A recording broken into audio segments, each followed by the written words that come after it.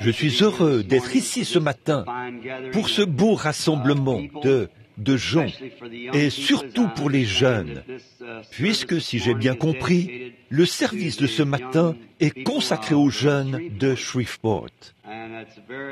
Et c'est un très beau moment dans ma vie, l'un des plus beaux moments, ou, je dirais, un moment mémorable, où j'ai l'occasion de m'adresser aux garçons et aux filles de demain, s'il y a un lendemain. Nous en sommes donc heureux. Combien de dénominations sont représentées ici ce matin dans ce petit groupe de gens? Je dirais que les méthodistes lèvent la main. Je viens de l'entendre dire de la dénomination. Très bien. Les baptistes, levez la main. Très bien. Les presbytériens, regardez donc. Les luthériens, les pentecôtistes, les nazaréens, les pèlerins de la sainteté, toute autre dénomination que je n'ai pas mentionnée, levez la main. Je me demande s'il y a des catholiques ici qui lèvent la main. Oui, vous voyez. Y aurait-il un juif orthodoxe? Levez la main. Très bien, monsieur. Il y a quelque temps, je crois, récemment, lors de la dernière réunion que nous avons eue ici, l'un des rabbins était parmi nous à la réunion. Il faisait partie de l'Église orthodoxe juive, qui est, en réalité, la mère de tout ceci. Vous voyez, elle a donné naissance à cet enfant. L'Église orthodoxe a donné naissance à l'Église chrétienne. Du judaïsme est sorti le christianisme. Ainsi donc, nous sommes très heureux de vous voir ici ce matin pour représenter votre Église et votre position. Et je suis convaincu que si Dieu venait aujourd'hui, il ne poserait pas cette question.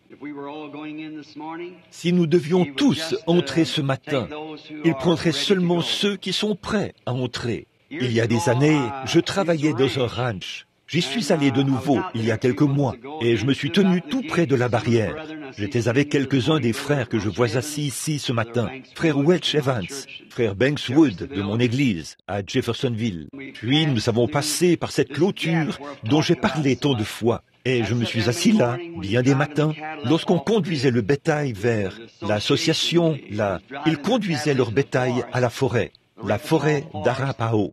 L'association Troublesome River Hereford fait paître le bétail dans cette forêt, de ce côté-ci de la rivière Troublesome, la partie qu'on appelle East Fork. Il y a aussi la West Fork, Troublesome, et la Upper Troublesome River fait paître le bétail de ce côté-là. Ainsi donc, si votre ranch peut produire, je pense, que ces 2 bottes de foin, là, par année, vous avez le droit d'y faire paître une vache pour chaque 2 bottes de foin. Et bien sûr, votre marque est répertoriée à la chambre de commerce, y compris le nombre d'animaux que compte votre marque ou votre ranch. Et l'inspecteur doit se tenir là pour compter le bétail au fur et à mesure qu'il entre. Et il est aussi censé vérifier les marques des animaux qui entrent. Et rien d'autre qu'une Hereford de race pure ne peut entrer dans ce pâturage, parce qu'il appartient à l'association Hereford.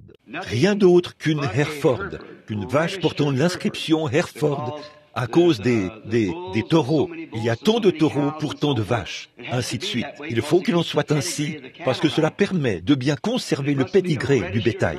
Il faut donc porter l'inscription Hereford pour y entrer. Et vous savez, j'observais l'inspecteur vérifier et compter le bétail au fur et à mesure qu'il entrait. Pas une seule fois, je ne l'ai vu regarder une marque ou examiner une marque.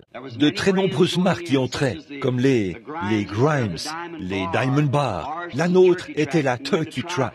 Il y avait aussi les Tripod et différentes marques qui entraient dans cette forêt. Ils ne prêtaient jamais attention à la marque que le bétail portait, mais ils regardaient chaque oreille pour s'assurer que l'étiquette du sang était bien là. Rien d'autre qu'une Hereford de race pure ne pouvait y entrer. Et bien des fois, alors que j'étais assis là, je me disais, c'est comme ça que ça se passera au jugement. Il ne prêtera aucune attention à notre marque, que nous soyons presbytériens, méthodistes, baptistes, ou quoi que nous soyons, ou pentecôtistes, mais il regardera l'étiquette du sang, le signe. C'est ce qui nous permettra d'entrer, parce que rien ne peut entrer dans la gloire sans être sous le sang. une étiquette du sang qui indique que nous avons accepté ce que Dieu a fait pour nous en Christ. Vous voyez, il n'y a rien que nous puissions faire par nous-mêmes. Nous sommes un échec total. C'est tout à fait impossible. Quand l'homme a péché, il a franchi le gouffre qui le sépare de Dieu et il est parti. Il n'y a aucun moyen de revenir. Mais Dieu, qui est riche en miséricorde, a accepté un substitut. Et ce substitut pour nous aujourd'hui, c'est Jésus-Christ.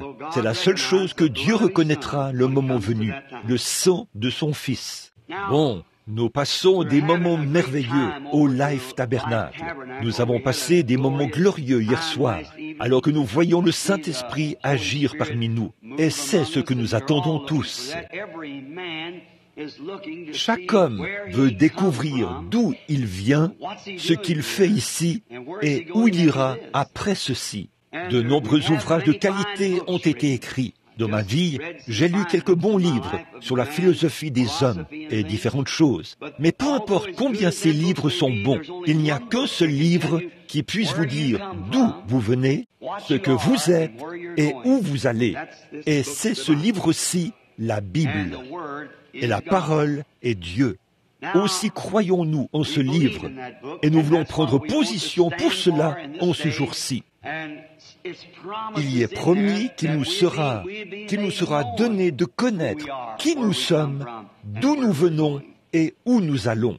Il n'y a pas longtemps, je lisais un article publié par le mouvement Anderson de l'Église de Dieu, un écrit historique. Je crois que c'était je ne me souviens plus exactement de l'âge dont il était question. C'était plusieurs centaines d'années après la mort de Christ. Un missionnaire était allé en Angleterre, qu'on appelait en ce temps-là la terre des anges.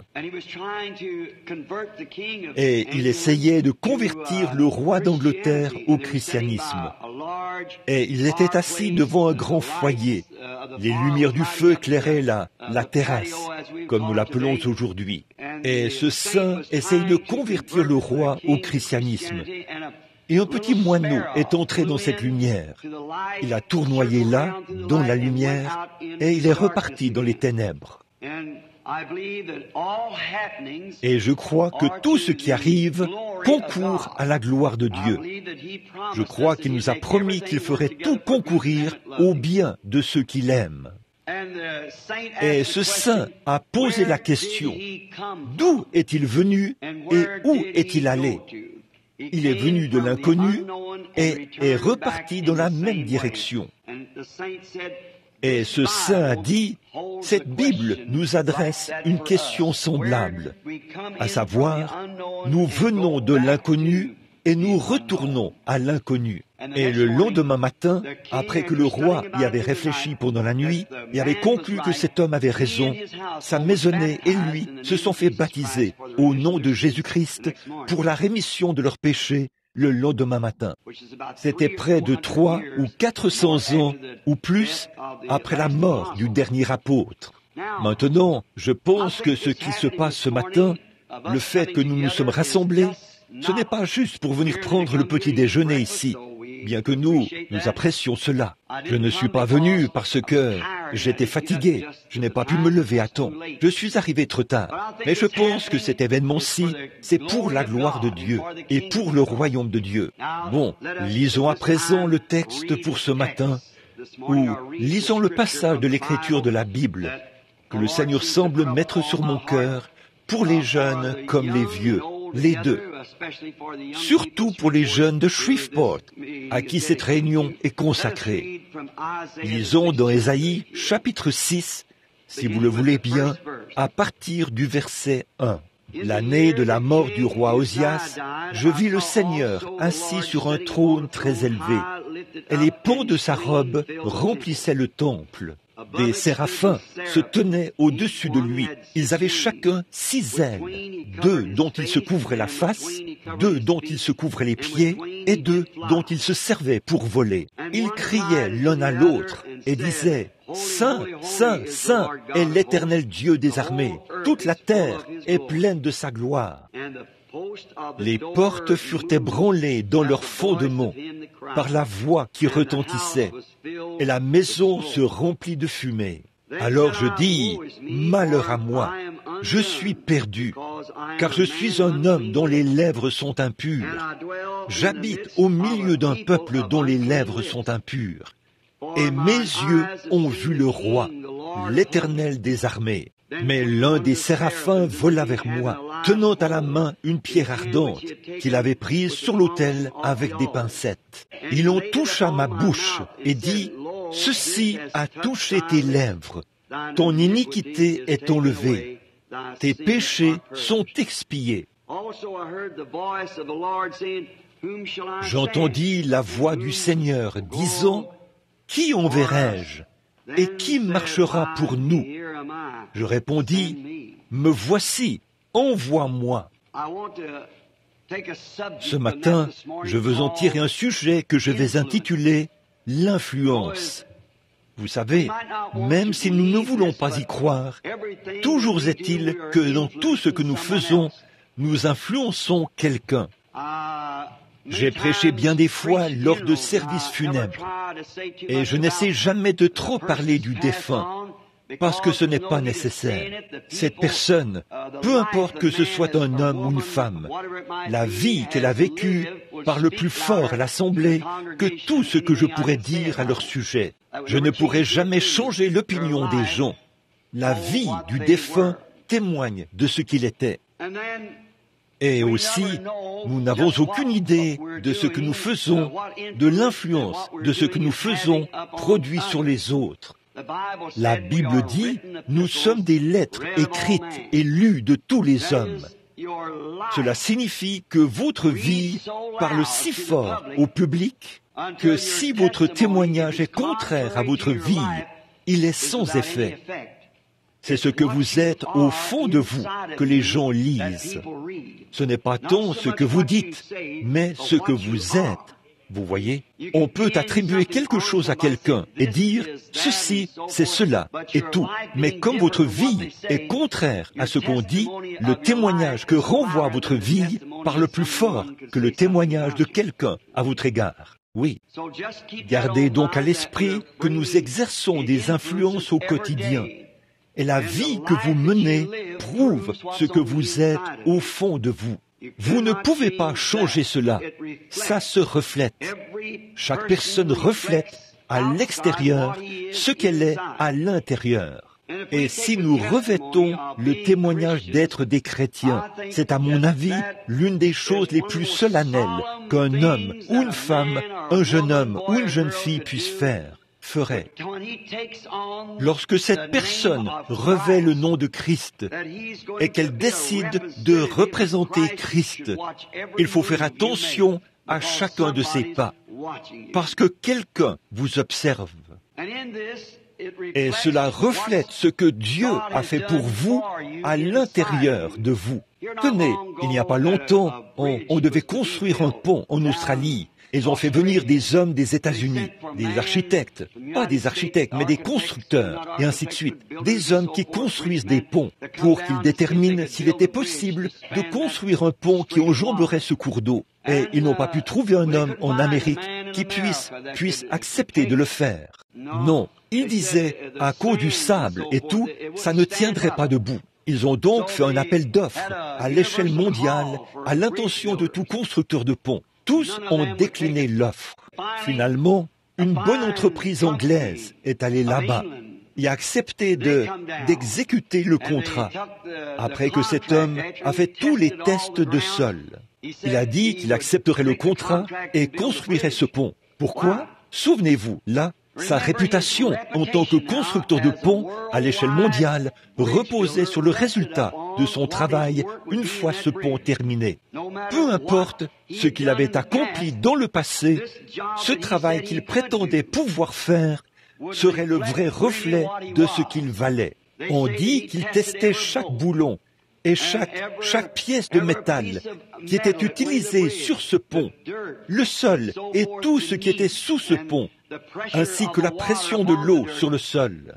Et tous les autres constructeurs étaient là à dire « ça ne tiendra pas debout, ça s'effondrera, c'est certain. » Mais le jour de l'inauguration, cet homme l'a lui-même traversé en tête du défilé, parce qu'il savait que son travail avait été méticuleusement testé et que le pont tiendrait le coup. Je pense qu'il s'agit là d'une chose glorieuse que nous pourrions prendre en considération dans la vie chrétienne. Il fallait qu'il y ait un pont qui permette à la race humaine de quitter ce monde un jour. Et personne ne pouvait faire cela. Aucun ange, aucun archange, aucun séraphin, aucun chérubin. Rien ne pouvait le faire. Dieu lui-même est descendu sous la forme d'un homme, a établi le pont et a frayé le chemin. Et il a été le premier à traverser ce pont, de la tombe à la gloire. Et cela en a bien montré le reflet. Chaque nerf de son corps, chaque pensée de son esprit, chaque puissance qui était en lui a été testée par l'ennemi. Mais il a supporté l'épreuve, même jusqu'à la mort elle-même, lorsqu'il l'a vaincu. Osias, ce jeune homme dont nous parlons ce matin, il était un héros pour Ésaïe. Ésaïe, qui était un jeune prophète du temps d'Osias, observait ce jeune homme, parce qu'Osias était un grand homme. Il était issu d'une bonne famille.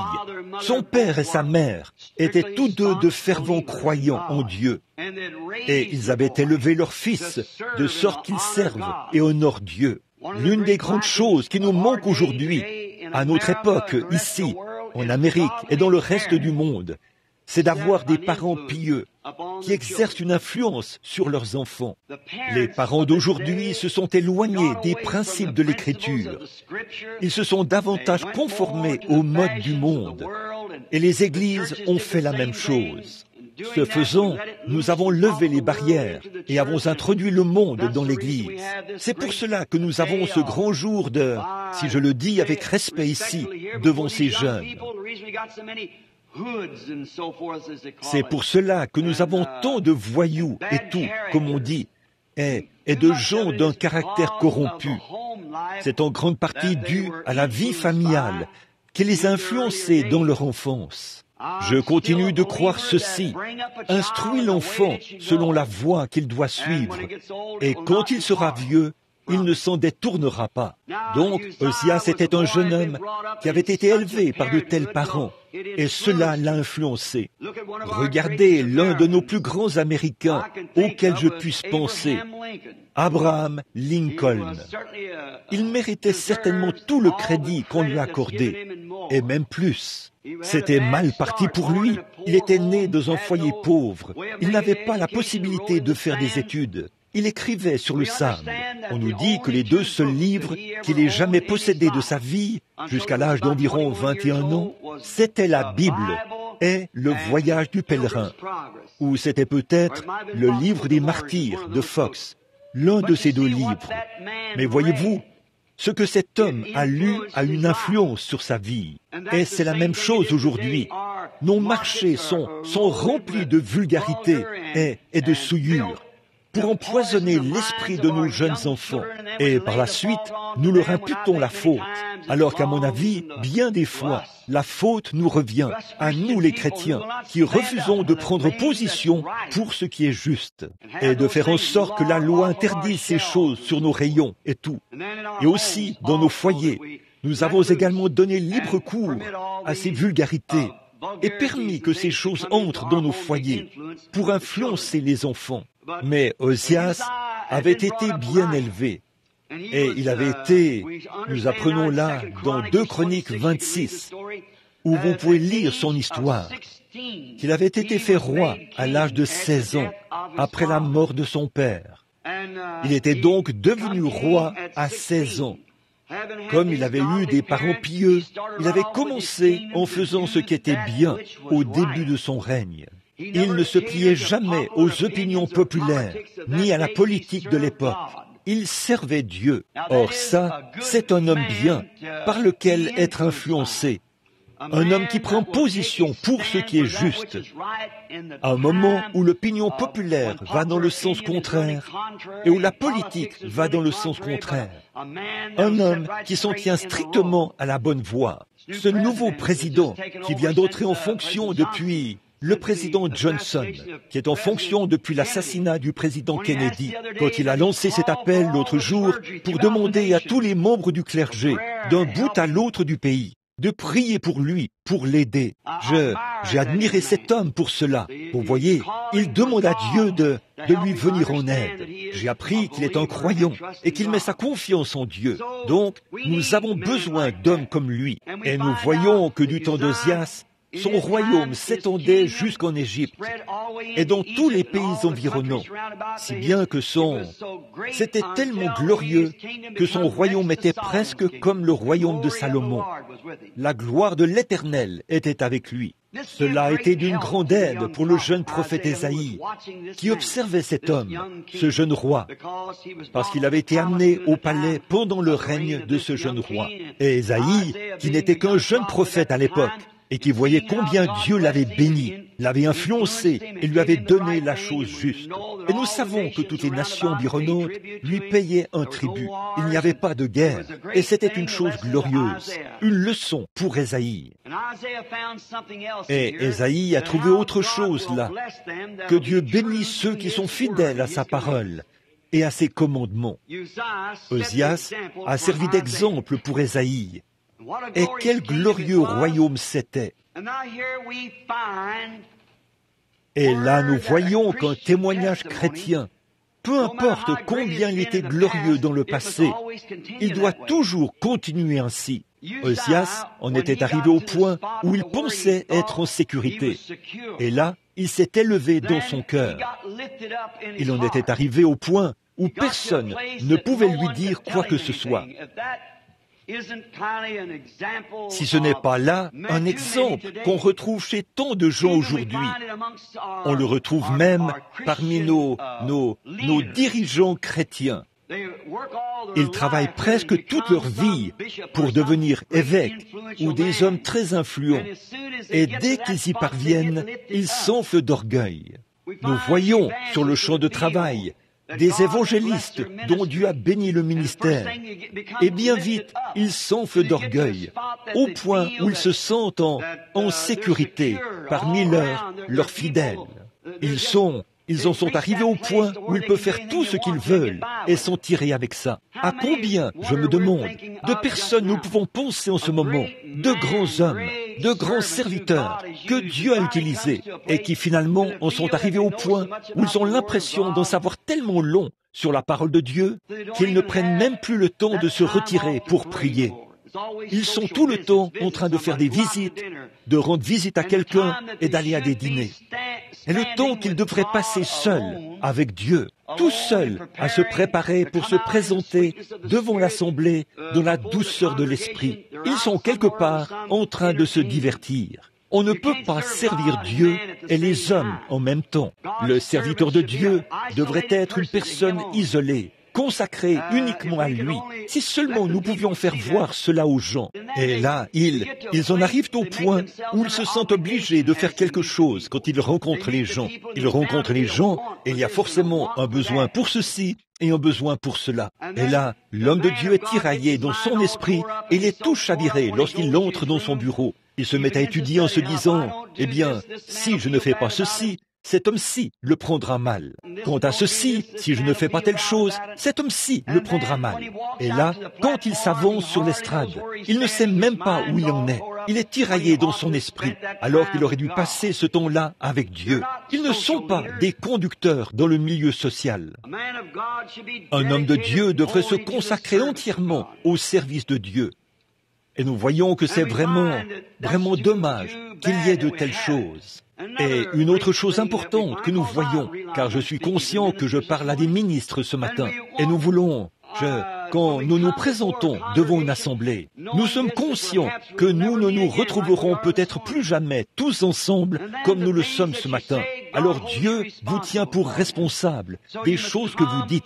Donc, vous devez venir dans un esprit de prière et demander à Dieu ce qu'il faut dire. Et une fois sur l'estrade, vous comptez sur lui pour apporter quelque chose qui aidera les gens. Nous connaissons tous des hommes qui sont sur le champ de travail aujourd'hui, de grands hommes. Certains d'entre eux en arrivent au point où, après avoir rallié leur assemblée à leur cause, ils ont un tel sentiment de sécurité qu'ils pensent qu'ils peuvent même pécher et s'en tirer avec ça. Nous avons vu des ministres prendre le mauvais chemin, et bien des fois, c'est parce qu'ils ont un sentiment de sécurité. Ils se disent, « Oh, les gens me laisseront m'en tirer avec n'importe quoi. » Les gens pourraient le faire, mon frère, mais Dieu ne le fera pas. Vous voyez, vous aurez à rendre des comptes à Dieu. Vous ne devez jamais chercher, en tant que ministre, chercher à tromper votre assemblée. Peu importe combien il pourrait pousser des cris, ou jubiler, ou être tout excité, ou vous passer la main dans le dos et dire « Le message est merveilleux ». Vous devez être un serviteur de Christ et demeurer honorable avec cette parole, parce que cette parole se reflètera à travers vous et vous influencerez quelqu'un qui observe votre vie. C'est pareil pour les jeunes, c'est la même chose pour les hommes d'affaires. Le roi s'est enflé d'orgueil. Il pensait qu'il était tellement en sécurité que Dieu le laisserait s'en tirer avec n'importe quoi. Il n'y a pas longtemps, un jeune adolescent a dit, un chrétien, qu'il faisait quelque chose, qu'il avait de l'admiration pour un certain jeune chanteur de rock'n'roll qui était membre de son église. Je prêchais lors d'une réunion pour le mouvement Jeunesse pour Christ, et ce jeune homme a dit, vous savez, j'ai de l'admiration pour un tel. Je pense qu'il est l'un des chrétiens les plus fervents. Et ce gars-là est un roi du rock'n'roll. J'ai dit, je pense qu'il n'y a qu'une seule différence entre ce jeune homme et Judas Iscariote. C'est que Judas a reçu 30 pièces d'argent et cet homme a reçu des flottes de Cadillac et des millions de dollars pour avoir trahi Christ. Il a dit, comment pouvez-vous dire pareille chose, Monsieur Branham? Comment pouvez-vous le faire? J'ai dit, parce que c'est la vérité. Cette influence qu'il a lorsqu'il chante des chants chrétiens et des choses comme ça devant les jeunes et qu'il s'en va ensuite dans le monde comme il le fait. C'est la plus grande pierre d'achoppement. C'est pire que tous les débits d'alcool et toutes les autres choses qu'il y a dans le pays. C'est une honte que cela soit, que ce soit même autorisé. L'Église devrait se dresser contre ça et ne même pas permettre que ces cantiques soient chantés par des gens comme ça. Ils se servent du talent que Dieu leur a donné et ils exercent une influence, alors que leur vie parle plus fort que leurs paroles.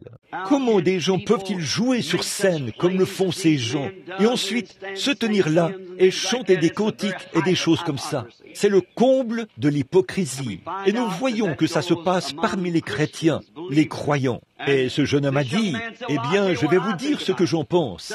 Il a dit, je pense que Dieu m'aime tellement qu'il me laissera m'en tirer avec n'importe quoi. J'ai dit, il n'a jamais fait cela. Il ne le ferait jamais. Même Israël, sa nation, même David, un homme selon son cœur, a récolté chaque grain qu'il avait semé. Et il en sera de même pour toi aussi. Il en sera de même pour chacun de nous. Ça, nous le savons.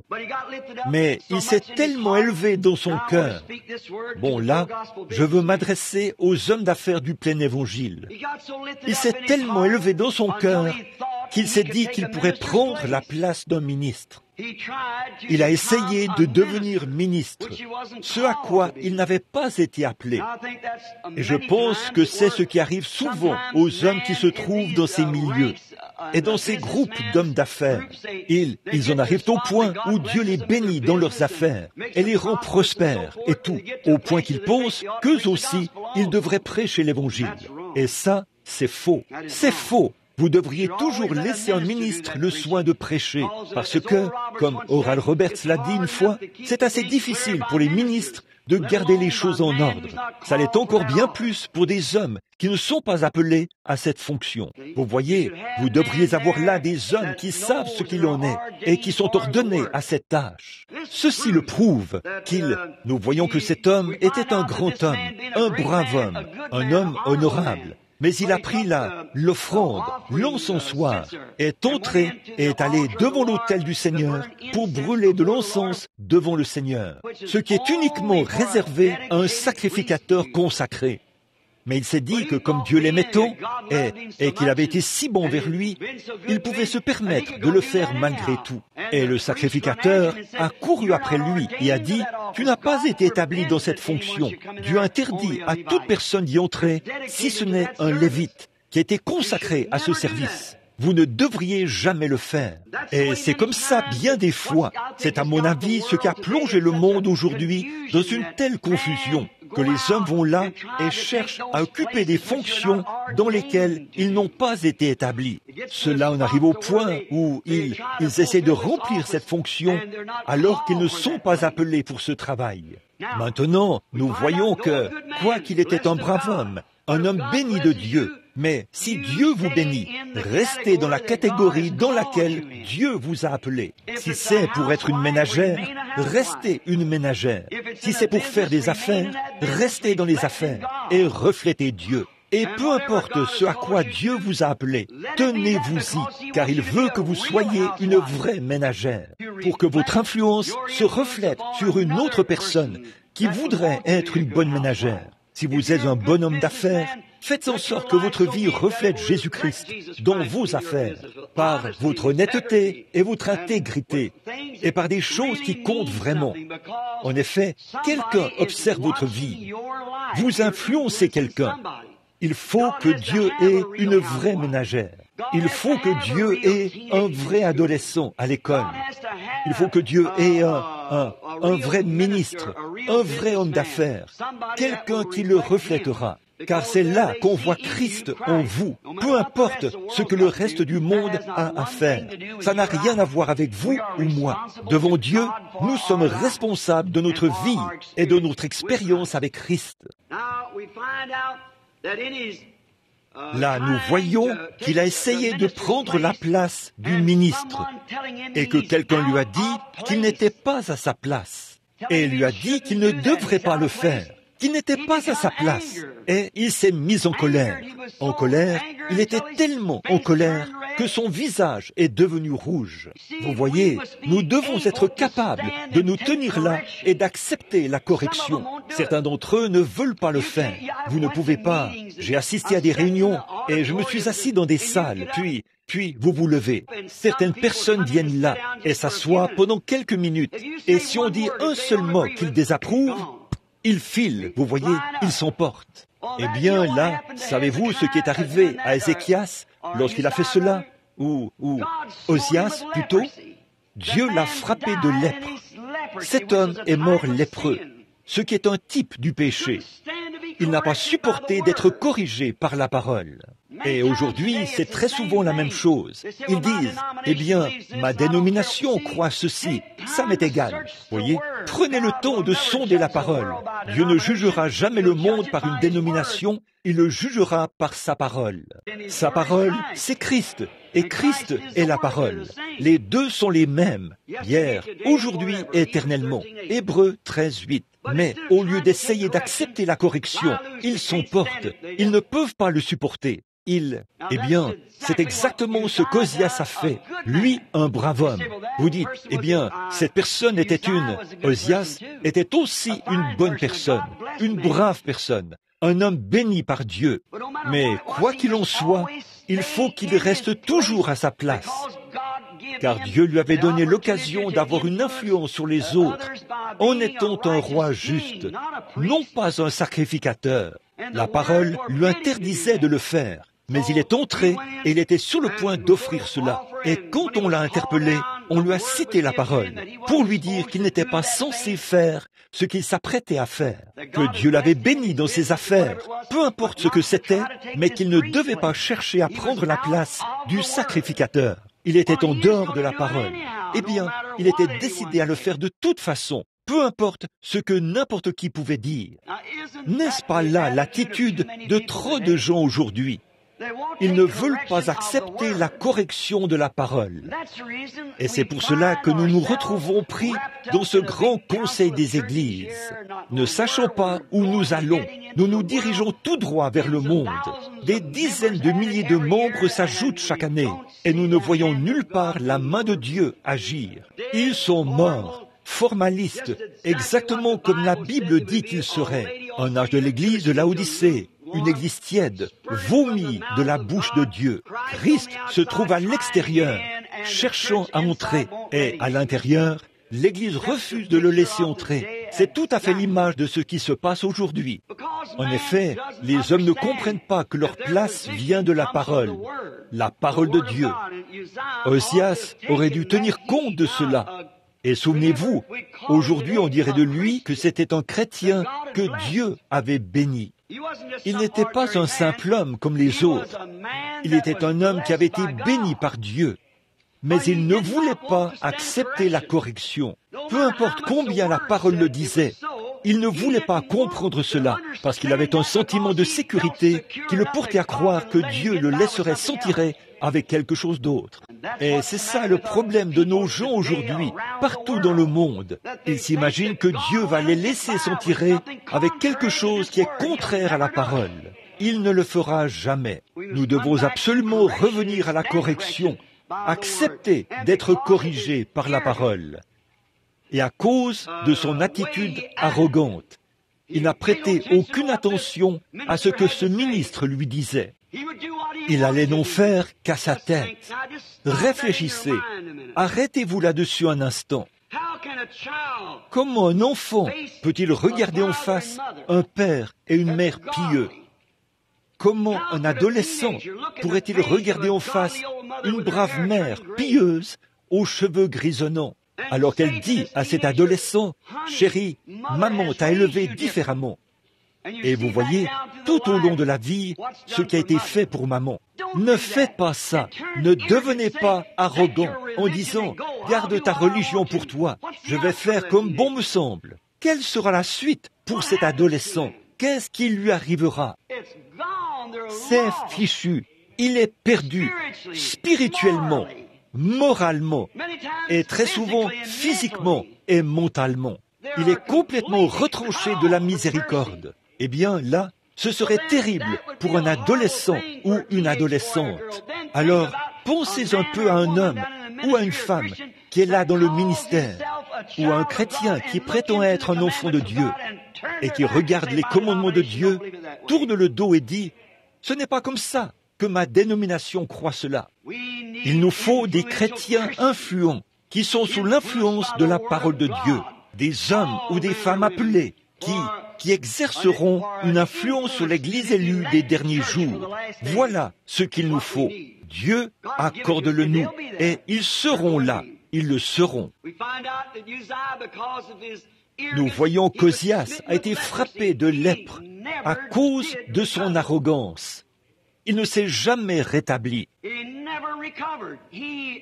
Il ne s'est jamais rétabli. Il a dû se séparer de la présence de Dieu et mourir dans une maison de lépreux. Oh, cette ligne de démarcation, cette ligne que les hommes et les femmes peuvent si facilement franchir, cette ligne entre le jugement et la miséricorde, qu'un adolescent ou une adolescente peut franchir. Nous tous, la ligne que les hommes d'affaires peuvent franchir, n'importe lequel d'entre nous peut franchir cette ligne qui sépare le bien et le mal. Et souvenez-vous, la parole de Dieu est toujours ce qui est juste. Que toute parole d'homme soit reconnue pour mensonge, mais que la mienne soit reconnue pour vérité, dit Dieu. Donc, il a été frappé. Et quand le jeune Ésaïe a vu cela, quelle leçon cela a dû être pour lui à ce moment-là, de voir qu'un homme qui n'est pas resté à sa place, qu'il soit jeune ou vieux, celui qui n'est pas resté à sa place doit en subir les conséquences. Peu importe combien Dieu l'avait béni, il en a quand même subi les conséquences. Alors Ésaïe a tiré une grande leçon de cela, laquelle? Que c'est Dieu qui attribue à son homme la place qu'il doit occuper. L'homme ne peut pas vous attribuer une place. C'est Dieu qui doit vous attribuer votre place. N'oubliez pas cela. Dieu vous attribue la place que vous devez occuper. Et il ne faut pas, jamais, chercher à prendre la place d'un autre. N'essayez pas d'être quelque chose que vous n'êtes pas. Comme l'a dit un jour le sénateur Upshaw, c'est celui qui avait été guéri lors d'une réunion, et le Seigneur m'avait permis d'avoir une vision à son sujet, là-bas en Californie. Il était infirme depuis 66 ans, et il avait été guéri sur le champ par la miséricorde de Dieu. Il avait jeté ses béquilles, son vieux fauteuil et tout. Il était ici même à Shreveport, je pense, pour témoigner. Il avait l'habitude de dire cette phrase. Il était le sénateur, je crois, ou quelque chose comme ça, pendant de nombreuses années, et membre du Congrès de la Géorgie, et il était un représentant de l'Église baptiste du Southern Baptist Council. Par la suite, il s'est présenté à l'élection présidentielle comme candidat des prohibitionnistes, et il était battu à cause des idées qu'il défendait. Et ce soir-là, je n'avais même jamais entendu parler de cet homme. Jamais. C'est le Dr. Roy Davis, celui qui m'avait imposé les mains pour mon ordination au sein de l'Église baptiste missionnaire, qui me l'avait envoyé. Et quand il est venu à la réunion, le Saint-Esprit qui était présent l'a appelé par son nom, parmi les milliers de personnes qui étaient là, et lui a dit ce qu'il était, et lui a dit que le Seigneur l'avait guéri. Et il est monté sur l'estrade, sans béquille, sans appareil orthopédique, sans rien. Il s'est courbé, alors qu'il avait déjà plus de 70 ans, et a touché ses orteils, et a répété cet exercice plusieurs fois. Il était complètement délivré. C'était un grand orateur et un grand homme. Qu'est-ce qu'il... Voici son expression. On ne peut pas être ce qu'on n'est pas. C'est comme si c'est moi qui le disais, et non un membre du Congrès. Mais c'était juste, c'était un homme du Sud, et il utilisait un peu cette expression parce qu'il était un homme qui essayait. Il avait une grande influence sur les gens, et c'était un homme pieux.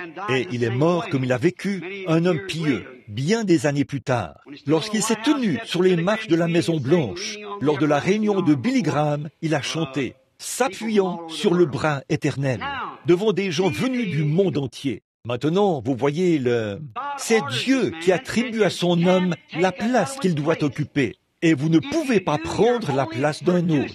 Si vous le faites, vous produisez seulement une imitation charnelle, et cela finira par être frappé. Voyez, vous ne pouvez pas faire ça. C'est Dieu qui vous attribue la place que vous devez occuper. Ésaïe a constaté cela, qu'il ne pouvait pas mettre sa confiance en aucun homme. Il y avait là l'homme le plus puissant de la terre à l'époque, un roi à qui le reste du monde payait un tribut. Mais parce qu'il n'était pas resté à sa place, Ésaïe a constaté là qu'il ne pouvait pas s'appuyer sur un bras de chair. Et cela poussait ce prophète à aller prier dans le temple. Oh Dieu! Si l'Église, si les gens qui prétendent être des chrétiens pouvaient constater la même chose aujourd'hui, cela les pousserait à aller prier quelque part, à l'autel. On ne peut pas être ce qu'on n'est pas. Puis nous voyons dans le temple, il était en prière. Puisqu'il était prophète, il était fait pour avoir des visions. Il était né comme ça, bien sûr, puisqu'il était prophète. Et il lui fallait être touché par Dieu. Et Dieu l'avait destiné à être un prophète. Et lorsqu'il a eu la vision dans le temple, il a vu un vrai roi dans cette vision. Il a vu Dieu dans un lieu très élevé, au-dessus de tous les cieux, et les pans de sa grande robe remplissaient la terre, les cieux et le firmament. Il a vu un vrai exemple. Autrement dit, Dieu lui a dit, lève les yeux et regarde par ici. C'est moi qui suis ton exemple. Et si seulement nous pouvions faire cela dans notre propre ministère, je m'adresse aux ministres, aux hommes d'affaires et aux adolescents. Les ministres, si seulement nous pouvions faire cela, j'aimerais être un Billy Graham. J'aimerais avoir l'instruction, le savoir-faire pour présenter les choses comme le fait Billy Graham. Mais je ne peux pas être Billy Graham. Mais Billy Graham ne peut pas non plus être moi. Voyez, nous tous, nous avons notre place en Christ. Et essayer d'imiter Billy Graham serait exactement la même chose qu'a fait Osias. Ça n'aboutirait qu'au même désastre. Soyez simplement ce que vous êtes, ce pourquoi Dieu vous a créé. Or, Ésaïe était prophète. Il est donc allé au temple et il a vu le véritable exemple, Dieu. Remarquez, il y avait des séraphins célestes qui volaient dans le temple. Or, un séraphin est un mot puissant. Là, ce n'est pas un ange, mais c'est que c'est celui qui brûle les sacrifices. Il a quelque chose à voir avec l'expiation, parce qu'il offre le sacrifice pour ouvrir la voie pour le pécheur repenti, afin qu'il accède au trône de miséricorde. Quelle fonction plus élevée que celle d'un ange. Il est plus important qu'un ange. car les anges restent en retrait. Mais le séraphin s'avance avec l'offrande, jusque dans la présence de Dieu. Celui qui brûle, celui qui offre la prière qui a été faite, celui qui brûle le sacrifice. Et ils étaient là, à voler dans le temple, tout en criant « Saint, Saint, Saint est le Seigneur Dieu Tout-Puissant ». Réfléchissez à cela, dans le temple, devant ce jeune prophète. Il avait le cœur brisé. Son roi avait essayé de prendre sa place. Il avait essayé de prendre la place d'un ministre, mais il avait été totalement défait par Dieu, puis frappé de lèpre. Or, c'était l'exemple auquel il avait regardé, un homme. Ne mettez jamais votre confiance en un homme, peu m'importe qui il est. S'il est un homme saint, s'il est un bon, cela n'existe pas. Permettez-moi de corriger ça. Il n'y a pas de saint homme, il n'y a pas de sainte Église. Cela n'existe pas. Ce qu'il y a, c'est un Dieu saint, pas un homme saint. C'est le Saint-Esprit. Une fois, Pierre a dit « la sainte montagne », en faisant référence à la montagne de la transfiguration. Ce n'était pas la montagne qui était sainte, mais c'est le Dieu saint qui les avait rencontrés sur cette montagne. Ce n'est pas la sainte Église, mais le Dieu saint dans cette Église. Pas l'homme saint, mais le Saint-Esprit qui agit dans cet homme. L'homme faillira. Il est un raté dès le départ, qui qu'il soit.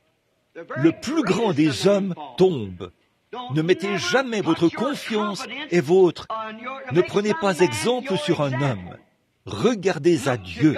C'est Christ qui est votre exemple. Et nous voyons qu'il avait maintenant détourné sa pensée d'Ozias, le roi qu'il aimait tant. Il a levé les yeux, il a vu ce qu'il fallait qu'il comprenne pour être un prophète. Que c'est Dieu et Dieu seul qui règne dans la vie des hommes et dans son Église.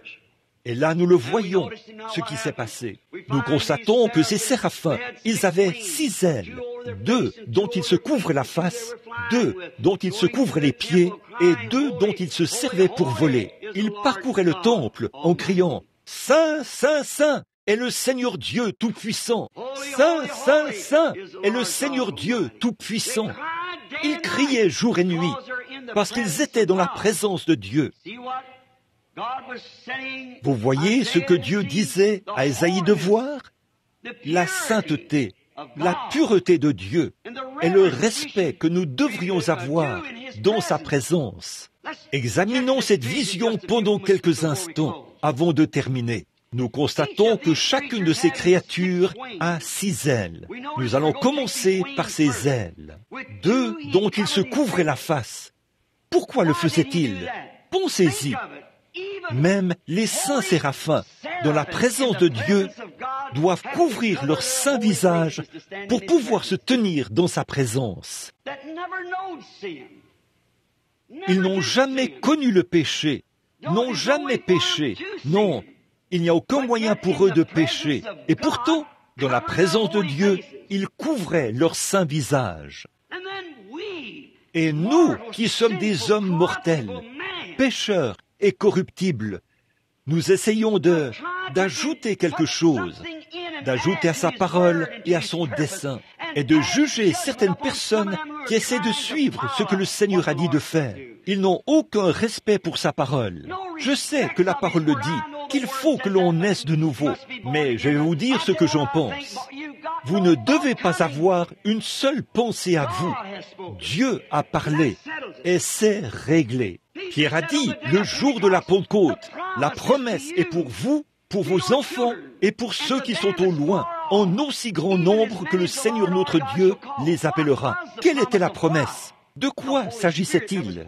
Du Saint-Esprit qui avait été répandu. Qu'est-ce qui a déconcerté les gens? Le fait qu'ils les entendaient parler dans des langues qui leur étaient inconnues et qu'ils titubaient comme des hommes ivres, sous l'influence du Saint-Esprit. Et les gens se moquaient d'eux et les ridiculisaient. Et Pierre a dit, la promesse est pour vous, lorsqu'ils ont voulu se repentir, et pour ceux qui sont au loin, en aussi grand nombre que le Seigneur notre Dieu les appellera. Combien? en aussi grand nombre que le Seigneur notre Dieu les appellera. Bon, il se peut que l'Église vous appelle. Il se peut que votre conscience vous appelle. Mais quand Dieu vous appelle, il sait comment équiper son serviteur. Et des hommes pécheurs, des érudits, des gens instruits, des gens influents dans leur dénomination se tiennent là, sous le costume de la dénomination, et c'est d'injecter quelque chose dans cette parole pure et son mélange. Souvenez-vous, la parole est Dieu. Et si un séraphin qui ne connaît pas le péché devait couvrir sa face pour se tenir dans la présence de Dieu, comment paraîtrons-nous ce jour-là, quand nous nous tenons dans la présence de sa parole et qu'elle est prêchée et entièrement confirmée par le Saint-Esprit, et que nous nous éloignons quand même en disant « c'est de la télépathie » ou « c'est quelque chose de ce genre ». Qu'est-il arrivé à ce roi, un grand homme, un croyant, un homme béni de Dieu? Il a été frappé de lèpre, ce qui est un type du péché, de l'incrédulité. Il n'y a pas de remède contre ça. Seulement Christ. Et c'est dans ces conditions qu'il est mort. Aujourd'hui, les gens n'ont plus de révérence à son égard. Pourquoi les gens n'ont-ils pas de révérence à l'égard de Dieu? La révérence se rapporte uniquement à Dieu. C'est mentionné 2 fois dans toute la Bible. Les 2 fois, cela se rapporte à Dieu. Remarquez, la raison pour laquelle ils ne le font pas, c'est qu'ils ne sont pas pleinement convaincus que c'est Dieu. Ils ne sont pas pleinement convaincus. Osias ne l'était pas non plus. Il n'était pas pleinement convaincu que Dieu tenait chaque parole. Du fait que Dieu l'avait béni, il s'est dit, « Ça me satisfait. Si j'ai une bénédiction de Dieu, je peux faire comme bon me semble. » Vous ne pouvez pas le faire. Vous ne pouvez pas le faire. Vous, les adolescents, vous ne pouvez pas le faire. Peu importe combien vous êtes populaire, que vous êtes une brave jeune fille, un brave garçon, un bon danseur, combien toute l'école vous apprécie et que vous avez obtenu votre bourse. Tout ça, c'est très bien. Il n'y a rien contre ça. C'est bien. Mais n'allez pas croire que vous pouvez fouler aux pieds la parole de Dieu et vous en tirer. N'allez pas croire que vous, les ministres, vous pouvez le faire et vous en tirer avec ça. Aucun de nous ne peut s'en tirer. Vous, les ménagères, ou vous, les hommes d'affaires, nous aurons tous à en répondre devant Dieu par sa parole. C'est ce qu'apprenait Ésaïe ici. Ils ne sont pas conscients de sa présence. Comme il nous serait profitable aujourd'hui d'écouter ce qu'a dit David. Il a dit, « L'Éternel est toujours devant moi. » Il avait lié ses commandements sur les poteaux de la porte et sur le montant de son lit. Et il les avait mis partout. Il les avait même liés dans son cœur.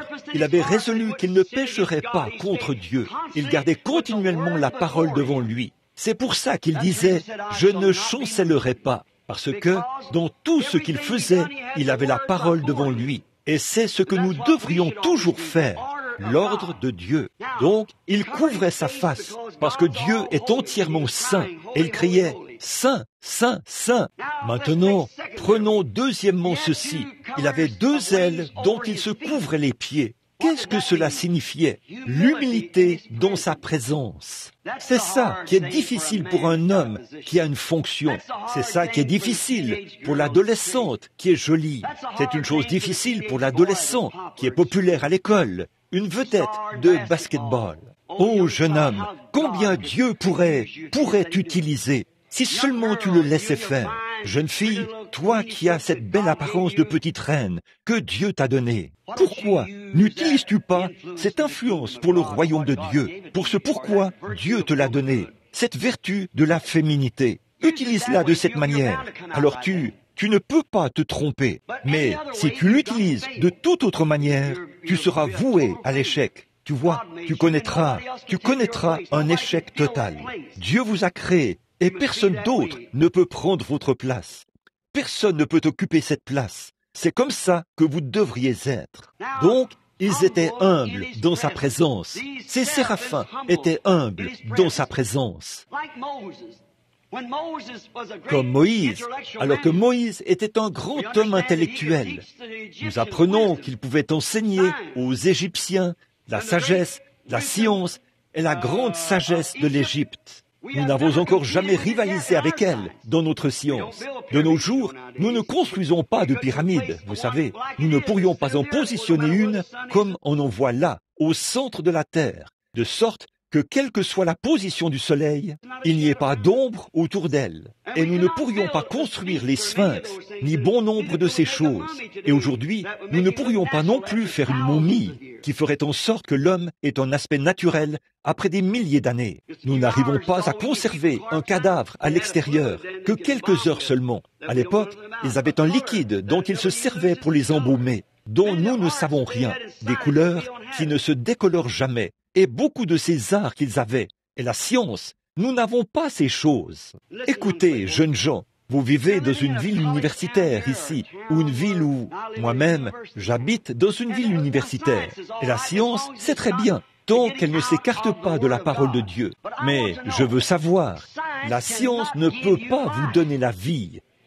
La science peut vous dire comment. Et autre chose, c'est que d'habitude, la science doit toujours revenir sur les choses qu'elle dit être prouvées scientifiquement. Vous savez, l'autre jour, j'ai vu un professeur de science prendre la parole pour dire qu'ils ont maintenant la preuve que ces ossements qu'ils ont déterrés, ils ont 100 millions d'années. Il y a 2 ans, ils ont découvert que c'était dans l'eau salée que reposait cet os. Il n'y a rien, nulle part dans la science et tout, qui puisse démontrer que le monde a plus de 6000 ans. Voyez, le chlore et les choses qu'il y a dans l'eau ont détérioré l'os de cette manière, ce qui aurait donné l'impression qu'il avait 1 million d'années. Mais ce n'est pas le cas. Mais pensez-vous qu'ils publieront cela? Non, monsieur, ils ne reviendront pas sur leurs déclarations. Mais voici la Bible, mon frère, ma sœur, mon jeune frère adolescent ou ma jeune sœur adolescente. Et Dieu n'a jamais eu à revenir sur ce qu'il a dit, parce que c'est la vérité, toujours la vérité. C'est toujours vrai. Quand Dieu dit quelque chose, c'est vraiment ce que ça veut dire. Récemment, je prêchais lors d'une réunion et un homme m'a dit, il est venu me voir dehors.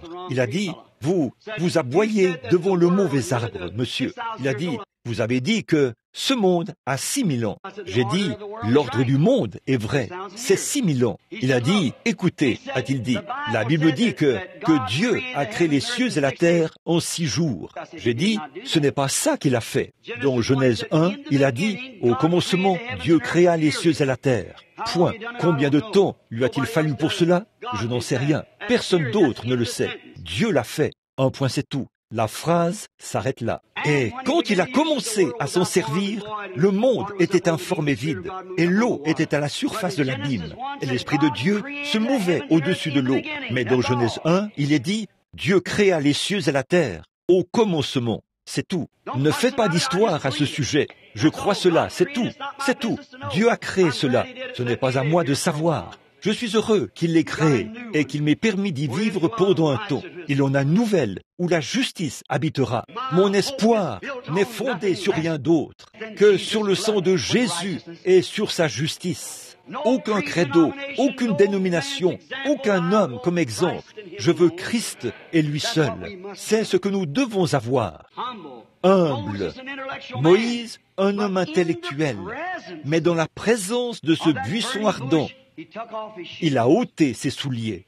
Il était sur une terre sainte. Il s'est humilié. L'humilité. Voilà ce qu'était le fait de couvrir les pieds. L'humilité. Regardez Paul, le grand érudit intellectuel, qui a été sous les enseignements de Gamaliel, l'un des plus grands docteurs hébreux de son époque. Intelligent, intellectuel, diplômé de l'université. Il pensait tout savoir. Et cette bande de gens qui s'agitaient là, n'étaient rien d'autre que des fous, des cinglés, et il avait reçu l'ordre de son souverain sacrificateur d'aller là-bas et de les arrêter tous, là-bas à Damas. Et un jour, alors qu'il était en chemin, il est entré dans la présence de celui-là même qui avait parlé à Moïse dans le buisson ardent, une colonne de feu. Qu'est-ce que Paul a fait? Saul, plutôt.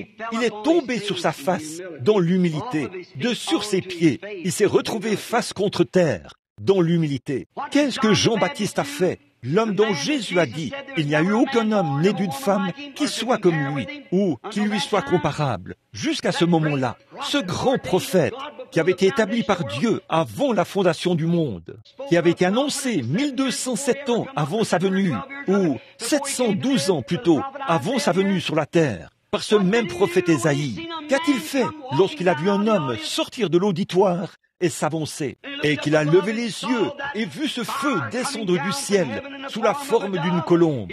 Il s'est écrié, « C'est moi qui ai besoin d'être baptisé par toi. Il faut que je diminue et qu'il croisse. » Dieu ne peut pas en avoir deux sur la terre en même temps. Il n'y en a qu'un qui a le message, vous savez. Il faut que je diminue, c'est lui le messager. J'ai travaillé jusqu'à ce moment-ci.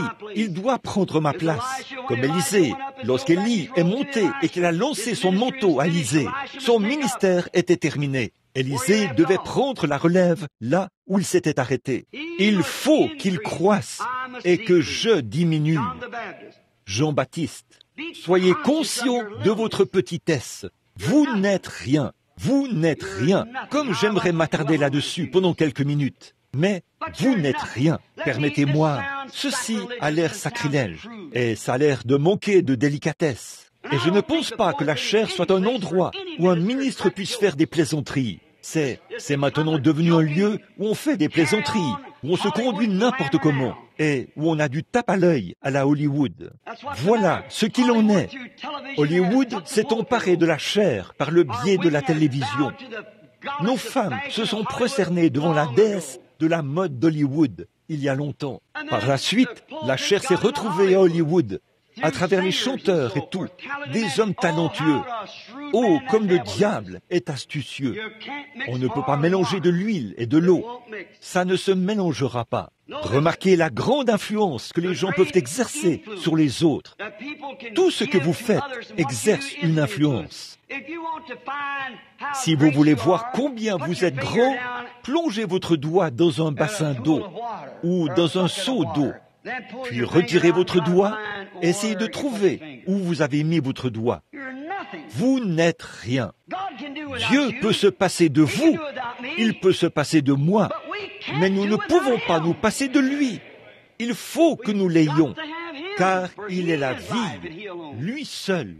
Il ne s'agit pas de connaître son livre, de connaître ceci ou de connaître cela, ou de connaître le credo, mais le connaître lui. C'est la vie. Le connaître en tant que la personne de Christ en vous, la parole faite chair en vous. Le connaître, c'est ça. Lorsque lui, que vous et lui êtes devenus, devenez un. Comme je l'ai dit hier soir, dans le super signe. Il faut qu'il entre en vous. Vous, il faut que Dieu et l'homme deviennent un. Vous êtes conscient de votre petitesse. Maintenant, pour terminer, troisièmement, je ferais peut-être bien de parler des deux autres ailes. Il pouvait se servir de ces deux autres ailes pour voler. Observez, le visage couvert par la sainteté de Dieu et par révérence. Ses pieds couverts dans l'humilité. Et avec deux ailes, il pouvait passer à l'action pour se déplacer. Dieu montrait à son prophète comment devrait être un serviteur qui est préparé. Arrête de regarder Osias. Voici l'exemple que je place devant toi. Couvre ta face par révérence. Couvre tes pieds dans l'humilité et passe à l'action. Oh, quel exemple! Il avait si longtemps regardé Osias et il l'avait vu échouer. Et là, Dieu lui disait quoi faire. Il lui montrait un serviteur qui est préparé. Il est passé à l'action, comme la femme au puits qui est passée à l'action dès que Jésus lui a dit qu'elle avait 5 maris. Cette femme avait attendu que quelque chose comme ça se produise. Il n'avait pas eu de prophète depuis 400 ans. Et tout d'un coup, elle est allée chercher de l'eau un matin, à l'improviste. Et là, elle a trouvé quelque chose de réel. Dieu le placera devant nous quelque part, parfois à l'improviste. J'espère qu'il le fera ce matin. Il l'a fait pour elle, alors qu'elle ne s'y attendait pas. Et lorsqu'il lui a dit « Femme, apporte-moi à boire », elle s'est mise à discuter avec lui au sujet de l'eau, et il n'avait rien pour puiser. Il lui a fait savoir qu'il avait de l'eau qu'elle ne viendrait pas puiser là. Puis, ils se sont mis à parler des droits religieux. Et elle a dit, nos pères ont adoré sur cette montagne. Et vous dites que c'est à Jérusalem. Et au bout d'un moment, Jésus, qu'est-ce qu'il était? Il était la parole. Jean 1, au commencement était la parole était avec Dieu, et la parole était Dieu. Hébreux, chapitre 4, dit, la parole de Dieu est plus vivante, plus efficace qu'une épée à 2 tranchants, pénétrante. Elle ne dorlote pas, elle ne caresse pas, elle coupe à l'aller et au retour. Vous voyez, elle tranche jusqu'à partager la moelle de l'os et elle discerne les pensées et les intentions du cœur. Ça, c'est la parole faite chair. Et voilà, qu'est-ce qu'il a fait? Il les regardait et il pouvait percevoir leurs pensées parce qu'il était cette parole, la parole immuable. Et il est toujours le même, il ne change pas.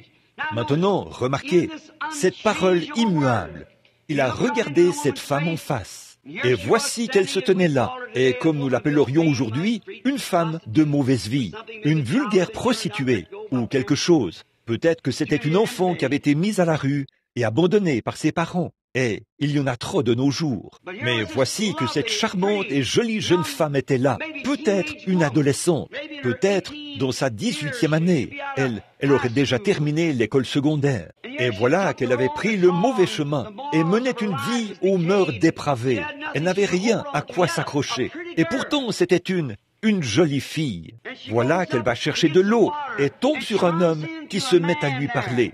Et elle a dit, il y a de la ségrégation ici. Tu n'es pas censé me parler. Tu es hébreu et moi, je suis samaritaine. Et après tout, regarde qui je suis. Pourquoi me parles-tu? Que veux-tu? Vous voyez, son motif n'était pas bon. Et bien des fois, qu'est-ce qui se serait passé si cette femme avait jeté la cruche par terre et s'était éloignée, comme bien des gens qui se lèvent et quittent la réunion avant de savoir ce qu'il en est. Vous voyez? Ça n'aurait jamais été comme ça. Mais il y avait quelque chose dans cette semence prédestinée qui trouvait qu'il y avait quelque chose d'intéressant dans cette personne. Alors, elle lui a parlé. Qu'est-il arrivé? Il lui a dit les choses qu'elle avait faites. Et dès qu'il l'a fait, dès qu'il lui a dit ces choses qu'elle avait faites, elle a dit, « Seigneur, je vois que tu es prophète. Tu ne me connais pas. Comment a-t-elle su qu'il était prophète? Parce que la parole était venue à lui. La Bible dit, si quelqu'un parmi vous est spirituel ou prophète, moi l'Éternel, je me ferai connaître à lui. Et si ce qu'il dit est la vérité, alors écoutez-le, car il est mon représentant, il est ma parole manifestée. Et elle a dit, Seigneur, autrement dit, nous n'avons pas eu de prophète depuis 400 ans, et je vois que tu es prophète. Or, nous n'avons aucun passage de l'Écriture qui dit que nous devons avoir un prophète en ce moment, à part le Messie. Nous savons que le Messie doit venir. Et ceci, qui est le signe d'un prophète, nous savons que quand il viendra, il fera ces choses. Et voilà que Jésus, qui est largement suffisant, est venu. Il a dit, « Je le suis. » Amen. Quoi? Sur le champ, elle n'a pas sauté d'un bond pour s'enfuir. Je ne vais pas écouter ça. Elle a couvert sa face. J'admets que j'ai tort. Elle a humblement demandé, « Donne-moi cette eau, Seigneur, afin que je ne vienne plus puiser ici. » Voyez là, ça, la façon dont Dieu équipe son peuple. Maintenant quoi? Elle est prête. Et là, il lui est révélé qu'il est le Messie. Et elle est tout de suite passée à l'action. L'arrêter? Vous n'y arriveriez pas. Elle est directement allée dans la ville et a dit, « Venez voir un homme qui m'a dit ce que j'ai fait.